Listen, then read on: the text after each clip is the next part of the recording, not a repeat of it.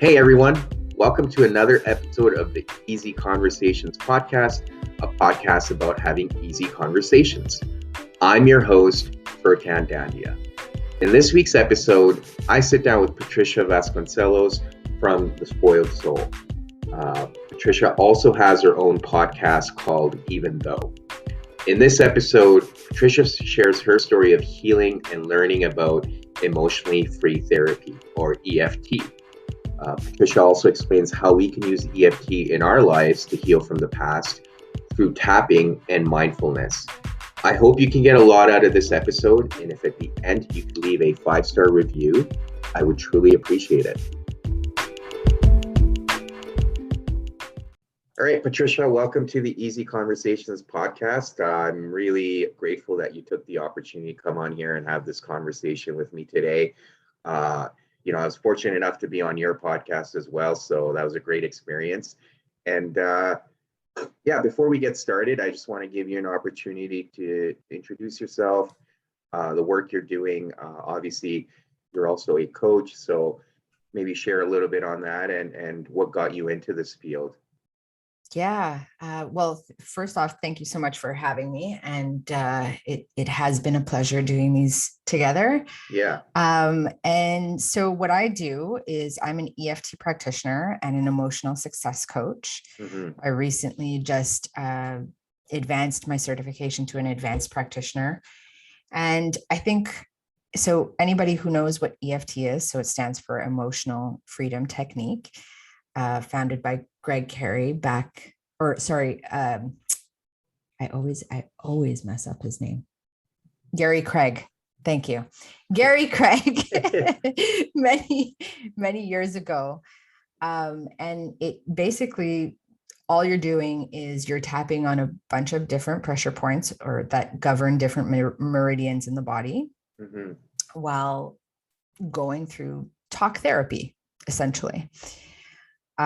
What I love about what I do is I was certified with NEFTI, which is the National EFT Training Institute here in Canada, founded by Nancy Forrester, who is the founder of Conscious EFT. So she's kind of taken EFT from what it was and made it a lot more trauma sensitive. Which is, to me, just so important. Yeah. Because there's so many different aspects, like in this world, the wellness world, even just going through like a meditation or yoga, for example, and some of these movements that can be kind of triggering for people, or even just hearing the phrase, okay, take a deep breath. Mm-hmm. For somebody who's been in extreme fight or flight for majority of their life, take a deep breath could be the tipping point of a full-on anxiety attack. So I love my version, or the version that I have learned, I should say, for practicing conscious EFT, because it gives my clients the safety that's needed to work through all of their past events and learning how to cope, really. So when you say conscious EFT, it's more on the mindfulness side, where you're really engaging with where you're storing that trauma and how to bring it to presence. Is that kind of the essence of it?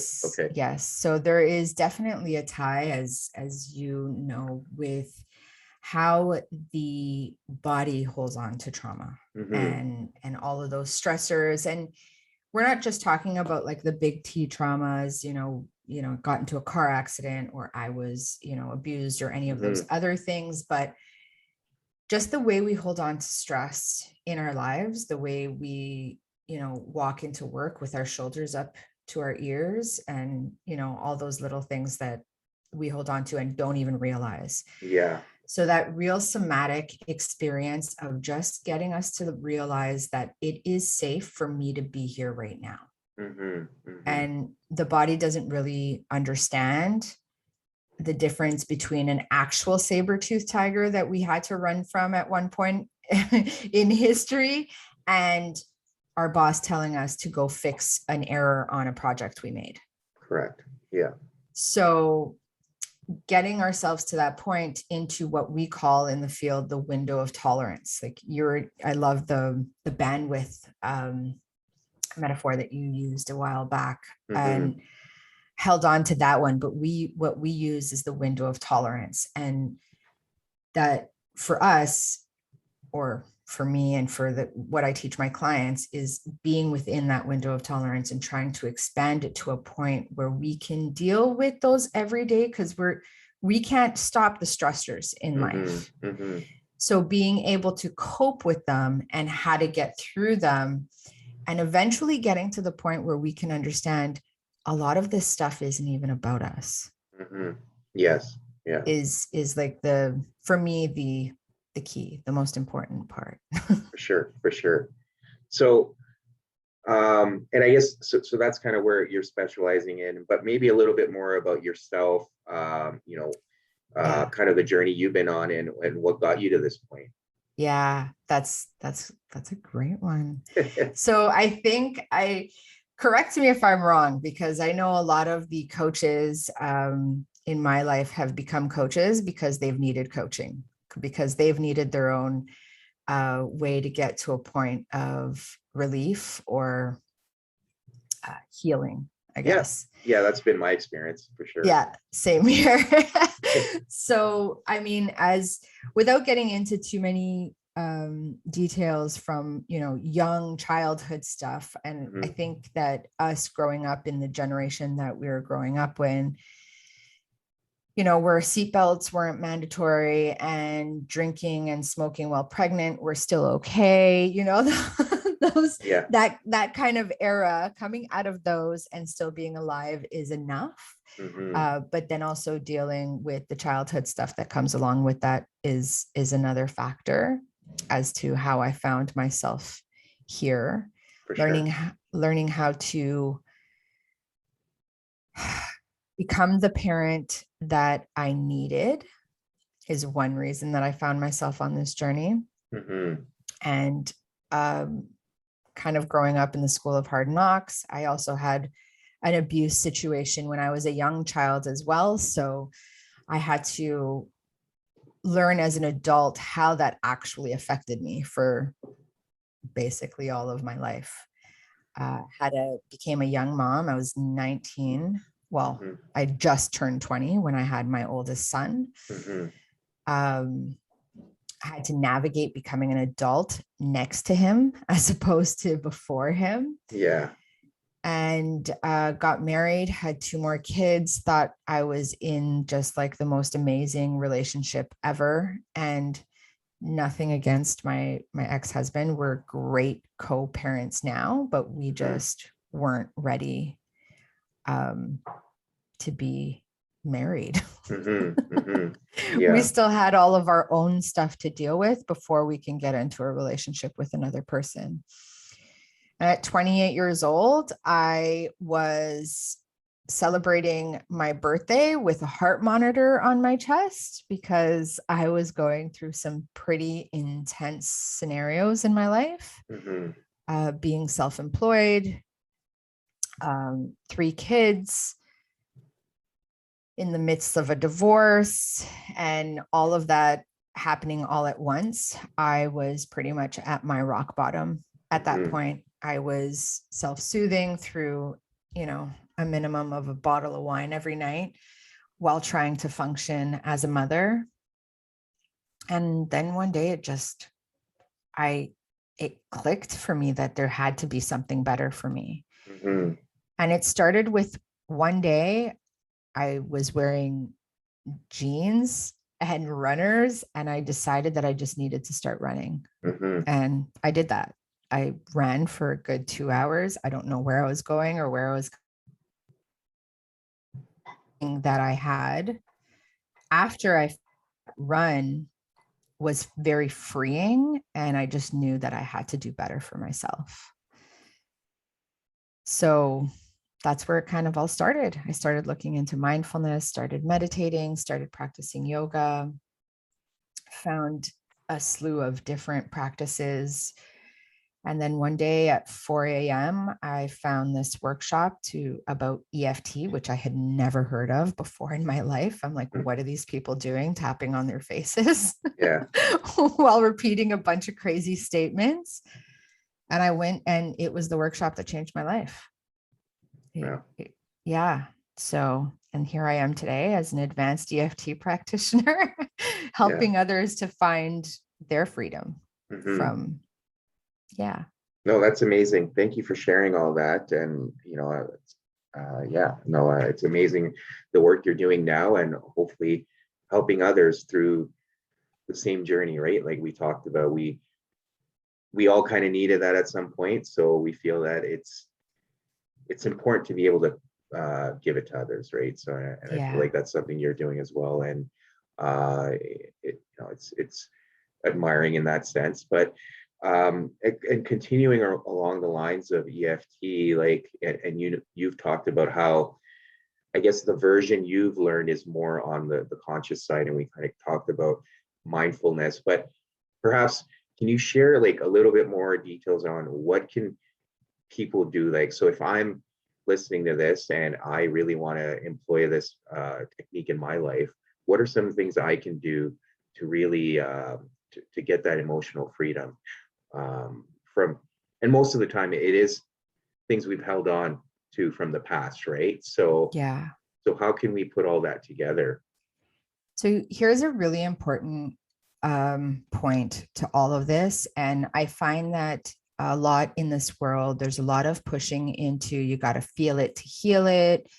You really have to go back to that childhood and just kind of get through it and all that stuff. And the one thing that I've learned is that the only way that I was ever really to go back and be emotionally free from all of those things that were weighing on me for years and years and years was to bring it to the present moment. In this moment right now, I'll use an example. Let's pretend I don't like highway driving. I don't know why I don't like highway driving, but it's something that just gets I get into a panic every time I think I have to do it. I'm in the car, I'm shaking. I'm like, my hands are hurting from how tight I'm holding this wheel. It's something that's affected me to this day. I'm not going to go to my EFT coach and say, hey, I hate this highway driving. I think it's because of this thing that happened years and years and years ago. I'm just going to work with it in the present moment. How is it making me feel right here, right now? And if we work backwards that way with our nervous system, we make it just a little bit safer every time to be able to work through all of these big T moments. And by big T, I mean the big trauma moments. And it just, you'll find that sometimes there are certain scenarios that you never even really have to go back and deal with because you dealt with how they make you feel today. So there are so many incidences in my life where there have been things where I've gone to my mentor and have been like, I need you to help me with this thing. It's like crazy. And I used to call myself the emotional flasher because I would be wearing my emotional trench coat and just like take it all away with, kind of flashing all of my crazy hurts. And I've learned now that I can, dial it back just a little bit and deal with what's happening right here and right now. And that's what I love to share with my clients. It's really important to give yourself the compassion you need in order to step into this form of healing, as well as the celebration. Getting through something as small as just, okay, I'm able to think about getting on the highway without having a nervous breakdown. I'm not going to get there yet, but I'm able to think about it. And I think I can start thinking about it. That's a celebration. Yeah. And that's something that in conscious EFT we do because it opens up the nervous system to be able to say, oh, okay, maybe I can work on the harder stuff. Maybe I can get through those things that are really heavy and weigh on me. Yeah. And the celebration, creating, like the reinforcement of how important it is to fill the negative void that we just kind of cleared up with something really, really positive. So that way there's no space for it anymore. Yeah. Is super important. Now, the technique itself, what we do typically for me with the coaching, if I had a new client, for example, of course, building a rapport and a safety with this person, just even talking to me is super, super important. And sometimes I don't end up tapping with them until I'm like 2 or 3 sessions in, because I'm just learning their language. I'm learning, how they feel about certain things, and just doing little exercises of working on just your breath. We're going to tap about just like, okay, right now I'm breathing and it's maybe a 6 out of 10, so on and so forth. So those really baby steps. And I know that some people, by some people, I should say, I know I had a really hard time with the baby steps in the beginning because I just wanted it to all go away real quick. Yeah. But I learned quite quickly that the baby steps are super, super important.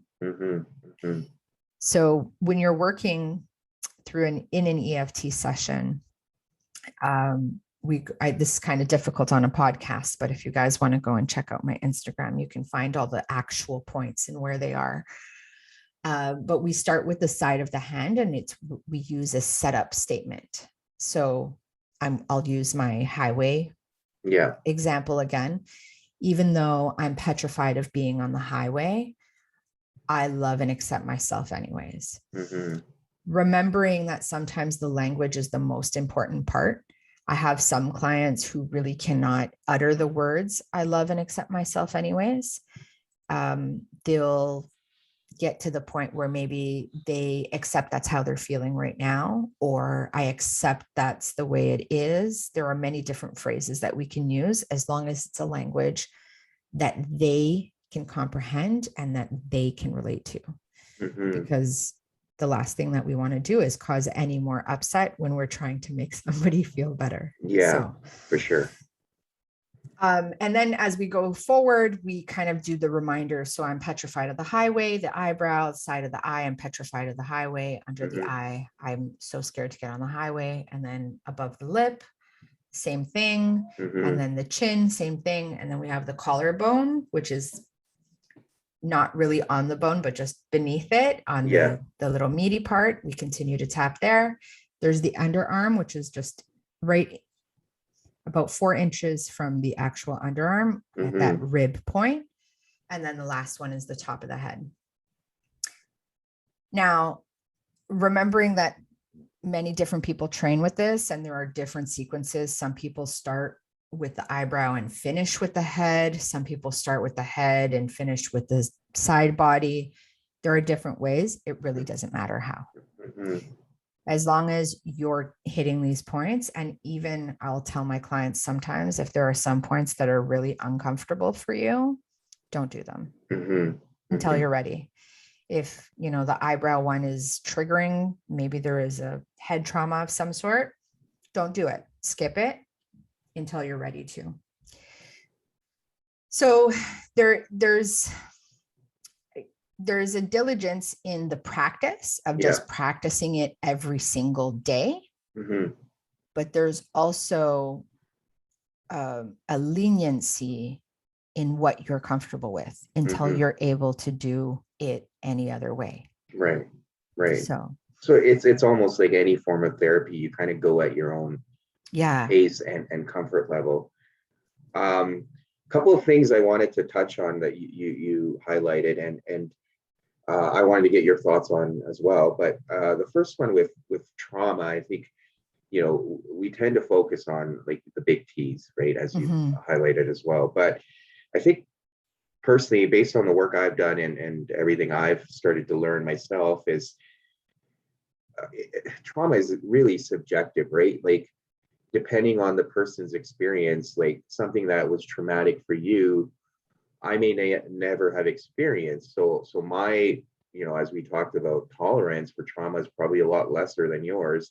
And I'm hanging on to things that I think were pretty bad growing up or whatever, right? Or traumatic for that matter. And so I think we often get caught up in that where, trauma, when we say the word trauma, we think of the big things, right? Whether it was Yeah. Yep. abuse or something very serious. But again, depending on your own experience, that could be different, right? Yeah, I totally agree. I watched this one TED talk and I'll never forget it to this day. And it was about this woman who was coming out to her parents. Mm-hmm. And that was her big trauma, right? Mm-hmm. For some people, maybe that experience was totally okay. And they had super accepting parents and loving, and there was no problems whatsoever. Right. The point to it, and the phrase that stuck with me to this day, is hard is hard. Mm-hmm. And it doesn't matter what your heart is, what my heart is. Mm-hmm. Hard is hard. If the hardest thing I ever had to do was learn how to drive on the highway, that's still my hardest hard. That's the worst thing that can happen to me. Mm-hmm. So yay for the fact that maybe I didn't have any other adverse childhood experiences. Great. But that was my hardest thing. Mm-hmm. So I stand from a point of, I don't care if coming into me and your hardest thing to get over was somebody made fun of me because I couldn't tie my shoes. Mm-hmm. Yeah. It left an imprint, obviously, or you wouldn't be in my office. Right. So I don't care how it is that the T, whether it be the small T or the big T, has imprinted on you. It has imprinted on you in a way that has affected your life till today, till you found yourself on my screen or in my office. Yeah. Yeah. So hard is hard. And I think it's interesting that you bring that up because, some of my aces, my childhood hards were, well, pick up your big girl pants. It's time to get over that. Mm-hmm. Right. Mm-hmm. Yeah. When really all I was asking for, and maybe I didn't say it with my words, but all I ever wanted as a child is for you to turn around and say, give me that moment of, you're going to be okay. I'm here for you. What do you need? Right. So we can take that out and put it in any scenario that you want. Right. So whether it's with a partner, whether it's with a boss, a parent, yourself. Yeah, of course. Right. Yeah. So and that's a good segue into the next point I wanted to touch on that you mentioned earlier was, as we start working, you said, as we start working through things, it just becomes easier. And I think part of it is, the reason why it becomes easier is in my personal opinion, we're able to identify the pattern from childhood. So once we've looked at one incident and worked through that one, the other incidents become easier because they were all part of that pattern. And we all have that narrative from childhood, right? So you mentioned the narrative you heard, be a big girl or whatever. Or in my case, it was like, man up, stop crying, whatever it was, you could do better. So we continue to carry that pattern into our adult life. And then when we, fortunately for people like us, we're able to work through it or get that support, we're able to identify that pattern. And then it becomes easier as these situations in life arise that trigger those childhood events. We're able to identify where they're coming from and why they're triggering us. So I don't know what your thoughts are, if that plays in. No, that's a so the way that I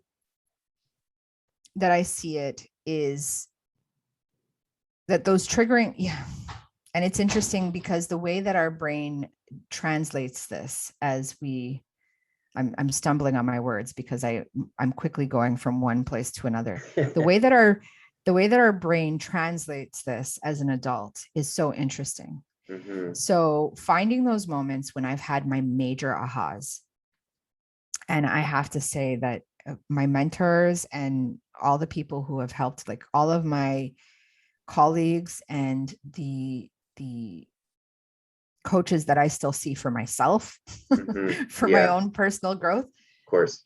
Um, all those aha moments where I didn't think in a million years that the reason that I was behaving a specific way was because of this one thing, just Mm-hmm. one thing. And it's from, I don't know, maybe I was 5 and somebody told me time to pick up your big girl pants, for example. Mm-hmm. And that turned into, I can't ask for help and I have to do everything on my own. I have to turn 28 with a heart monitor on and be okay. Mm-hmm. I have to go through a marriage where I'm not happy because I'm trying to not make other people unhappy. Mm-hmm. Mm-hmm. So when we start to have these things of, now I see where that kind of all stemmed from. I can Mm-hmm. see that 5-year-old little girl in this 28-year-old girl wearing this heart monitor. Mm-hmm. And Mm-hmm. today in this 40-year-old woman who's, trying to still navigate through life, Of even course. though I've done so much healing on my Mm-hmm. own. Yeah. So there's this tie, and yes, it gets easier to be able to look back at those moments. Like I can talk about these moments now Yeah. with compassion and love and a Mm-hmm. bit of a chuckle even, Yeah. because it those were the tools. Yeah. I know that it was the part that hurt me, but if I didn't get there, if I didn't experience that, I wouldn't be here today where I'm like, now I Yeah. get it. Yeah. And and the reason why I say we're fortunate is because looking back, we at least, I do feel fortunate and grateful because I've been able to identify a lot of those things, right? And in your case too, it's interesting, like you said, at the age of 5, you were told to basically put your feelings aside, right? Yeah. And that's the pattern that carried on to the point, like you mentioned, you were in a marriage that didn't want to choose yourself because you were afraid of impacting others. Yeah. So that pattern just carried on. And yeah, I mean, looking at the present time too, like myself included, it's a constant journey, right? And uh, the patterns I developed as a child, like they didn't come to my awareness until my mid 30s, and until a few years ago. So now I'm trying to reprogram myself. So of course I'm going to make those same mistakes, or I'm going to put myself in those situations where I repeat those patterns. And yes, I'm going to wake up and be upset, mostly with myself for letting it happen. But at least the awareness allows me to pivot and make a change and be more aware of it. So yeah, I guess what I'm trying to get at, it's a constant battle. It's a constant journey of learning and doing things differently. And that's what makes it, I think, amazing. Yeah. So yeah, I mean, that's great. So thank you for sharing a lot of it. It is a lot of hard work, but it's also, at least for me, I found it really cool when I was able to it's like it's a puzzle. You start putting the pieces together, and those pieces are from different times in your life. Yeah. It's so interesting because I think the biggest one for me was learning that I can be the teacher and the student at the same time. Mm-hmm. I still had this idea where I had to have my big girl pants on and that I had to be this perfect coach before I could ever become I had to be this perfect person before I could ever become a coach. Yeah. And the other day, this was actually just coming back from my camping trip last weekend. and I caught myself in something before it happened. And we had a long day of traveling. We were up at, the crack of dawn, got into the RV, and we decided we were going to go check out a bunch of spots before we came back home, which was great fun. We had so much fun throughout the day, but it was the final stretch of the day. And I had to drop my boys off with their dad. And that was a bit of it wasn't a trigger like, oh, I didn't want to do it. It was just the time was getting to me. Right. And then the next thing I realized was I turned around and I said, are we going to get to a highway yet or what? And then I stopped and I was like, oh, sorry. I just realized that I'm getting a little bit stressed out and worried about the time. If this were me 5 years ago, I would have lost my shit. Yeah. I would have been crazy. I would have said, pull over. You don't know how to drive. I would have gotten in front of that wheel. I would have been like, just don't talk to me. Everybody be quiet. Like my anger would have got the best of me. And I would have been what I call Patricia the lunatic from, and I caught it. And it was just this huge celebration that I had with my kids, with my partner. And I was like, guys, I just caught a freak out. Like, and we had a celebration in the RV while we were driving. And then we still stopped for ice cream before we dropped them off. Cause it was like, what is going to happen if I get there late? Like, he's not upset. He's not at the door waiting for the kids to be dropped off, like stamping his foot. It was me. I decided that I needed to put that on myself. And then I caught it. And it was like, that was the moment that I needed. That was like the icing on the cake. Is you're going to have the moments. The question is how quickly can you come back from them? And even, are there some that you can prevent? Yeah. And to have one of the first moments for me that was like a complete prevention case, that was a celebration. Of course. And you need to celebrate those moments. Absolutely. But it's interesting, as you've sharing the story, your pattern is still evident, right? It's again, you're worried about upsetting someone else. So my dog is scratching at the door. So it is interesting how those patterns continue to carry on, even though we still have all this, I wouldn't say a lot of awareness, but a level of awareness where we feel comfortable knowing the work we need to put in. And we're going to get tested. And that's the beauty of it, right? So very similar to yourself, like I find quite often I have these moments where I can feel that triggering inside of me where I'm ready to like get angry or upset about a situation. And it's those moments now having that awareness where, I feel like 85% of the time I'm able to pause and ask what's going on inside of me. Why is this upsetting me? What is this really about? Where is this coming from? And how do I want to, because at the end of the day, how I choose to react is totally in my control. So, I could be upset or I can choose to handle it differently, but how do I want to define myself in that moment? So I think, as you've mentioned, as you get more and more aware and as you get tested more, you're able to identify those moments. And absolutely, you need to celebrate those moments. Whether it's a pat on the back or it's going and getting ice cream. I think it definitely needs to be highlighted, right? And you're role modeling that behavior for your children as well.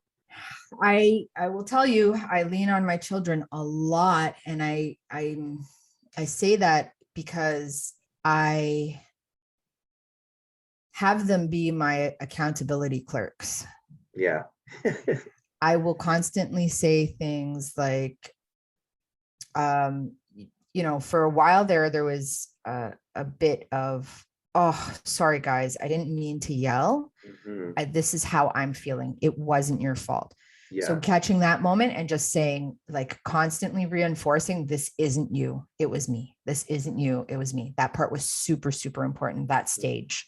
Mm-hmm. And now it's, if you ever feel like there's some sort of snarkiness coming from me, feel free to say, did I do something or is this you? Mm-hmm. And I promise you, I won't ever get mad at you for saying it. Right. And the second that that was like a rule, everything changed. Mm-hmm. Because now here's a person who, number one, doesn't ever want to repeat history. Mm-hmm. Yeah. And number two, has now given myself 3 accountability clerks who remind me on a regular basis that I may be potentially affecting them. Mm-hmm. Mm-hmm. The second that I did that, not only for myself, but for them, and giving them that empowerment to say, whoa, this isn't about me. This is actually about you. And to be that age and be able to do that, I wish I could. I wish I had that ability when I was a kid, because for me, I was like, oh, wow, I must be a really shit kid because my parents are like, they don't think anything I do is good. Yeah. Yeah. Right. Or whatever the kid, like, insert Sure. whatever phrase you put in there. Absolutely. So to be able to give them that empowerment, that freedom, there's going to be struggles. I have a teenager. Well, technically almost 2 teenagers. My middle boy is 13 now. So there's going to be lots of testing. And I will say that I am extremely blessed for the kids that I do have, because they're all really good kids. But teenage, nothing is right up here when you're a teenager. Like, you go through all kinds of forms of questioning and all that other stuff. So being a very patient parent is super important for the mother or the father of a teenager. So I'll give you that warning now. Yeah, no, I'm hoping I could freeze time. Yeah. Mine's my son's 8, so it's a great time. But anyways, it's all part of the journey, right? It's a fantastic time. My youngest just turned 10. Our camping trip was like his birthday celebration. And he is one of the most honest of them all. Like, it's true when they say, like, straight out of the mouth of babes. Like, he is the prime example of that phrase, because time and time again, he'll be very honest and very open and get you reflecting really quick. So oh, that's great. yeah. So the last question I had for you was excuse me, was around the conscious part of the EFT. So I know you talked about the tapping. How do you build in the conscious piece? So I know we kind of went off a bit on a tangent, but I think it was well suited for this discussion to touch on trauma and patterns. But coming back to EFT, so you've got clients who are doing the tapping. How can they incorporate conscious? Because my understanding of what we talked about today, that's a bit more, I think, a bit of a hybrid, right? In terms of the therapy, the way it was intended and the way it is, the way you're teaching your clients. Absolutely. So luckily, again, for me, and this is my personal opinion because it's my personal experience. Yeah. I was super lucky to have found that workshop at 4 a.m. because it was with the exact person that I needed. Not only was she in the midst of creating what is now conscious EFT, did I get to learn it as she was creating it. She also tested and triggered me in many ways, not because she wanted to, just because it was a reflection that I really needed. Yeah. So that part being aside, conscious EFT which was kind of the adapted from regular EFT by Nancy Forrester at NEFT. There's a 4-phase model for this. And it's, like I said, when I meet my clients, there's like that step 1 of like safety and just symptom management and self-regulation. I'm not talking about anything that happened when you were 2 or 5 or 10 or 25. I'm talking about what's happening right now. Mm-hmm. And let's just get you breathing normal again. The second part to that is just things in very recent history. So resolution to adult painful events. So I lost my job, things that are very, very recent. Yeah. You'll find that a lot of the times the things that are very, very recent are tied to some of those, past traumas, but we keep it about the here and now. How is this affecting you right now? We're not going to go into you lost your job because once upon a time your dad told you sucked at art. We're going to go into I lost my job. What does that mean about me today? How am I behaving? What do I feel in my body? What is the exact emotion on a scale of 1 to 10? How can I make this a 0? Right. Before I go into any sort of resolution of those childhood traumas or adverse experiences. Step 3 would be going into what we call those childhood things. So we've already gotten to a point where even if I get into a state of overwhelm because I'm dealing with something and I just need to have a good cry and let it out, I'm totally okay. I can tap my way through it because I have certain clients where, maybe not every single session, but, every other session or every 3 or 4 sessions, there's like a really good cry out. We get over something pretty big. And at the end of that, they're like, oh, I feel so much better. So there's that huge release. Only with clients who are at that point, who have been tapping with me for a while or coaching with me for a while, will I kind of, dip my toe into that pool of water for any of those childhood things. And then of course, step 4 is, we call it the phase 4. It's the positive reinforcement of everything. Now, she puts this on there as step 4. But this happens all the time. Step 4, I do first. You made it here. Let's celebrate. You learned how to breathe normally. Let's celebrate. So that step 4, or what we call phase 4 tapping, which is, oh, thank God I got over this, or whatever positive affirmations you're kind of putting into it. Yeah. I do every session. Okay. Hopefully more than once. So that's that real checking in with, how is your body feeling right now? How are you feeling? Like keeping an eye on all of the regulatory things, like where on the parasympathetic or limbic, nervous system are you operating from in this moment? Right. Can I talk to you about the way you're breathing without you going into complete overwhelm? Right.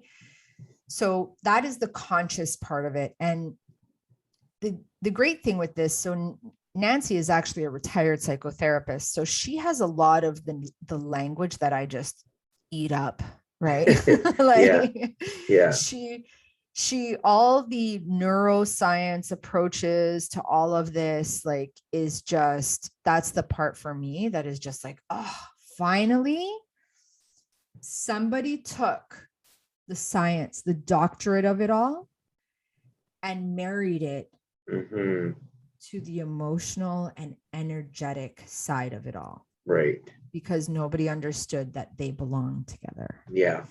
So now today, with energy psychology being an actual umbrella under psychology, is we celebrate. There are big things happening in the energetic, like energy psychology world, and being part of this while EFT grows to a point where we can be mandated and at some point possibly covered by private insurance because they're starting to recognize it as a method that works. And that's scientifically backed too, right? So yeah, I get excited. No, I can definitely feel the excitement. I'm a bit of a nerd for that kind of stuff too, because I do like how it all connects, right? Because most people will talk about the therapy side of it, but not really connect it back to the neural aspect of it or the science, like you said.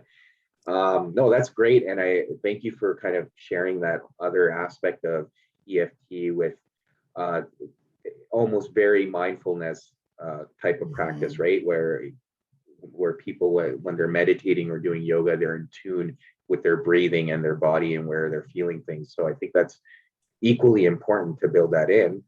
But I think this has been a great conversation, and thank you so much for coming on here and sharing some of your own experiences and your journey as you've gone through life and learned all these things too. So for people that want to get a hold of you, what are the best ways, whether it's social media or online? What are some of the ways people can find you or get a hold of you?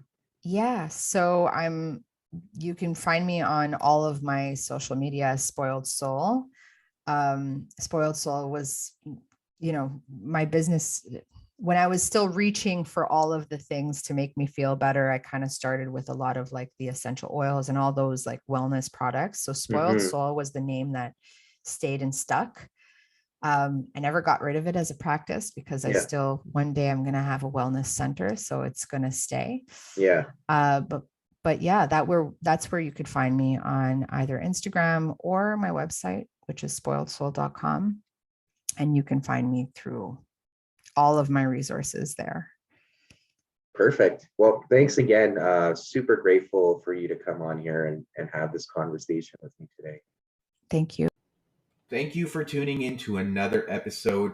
As always, please subscribe to the podcast if you enjoy the episodes, or leave a comment in the comment section. I always love hearing from you.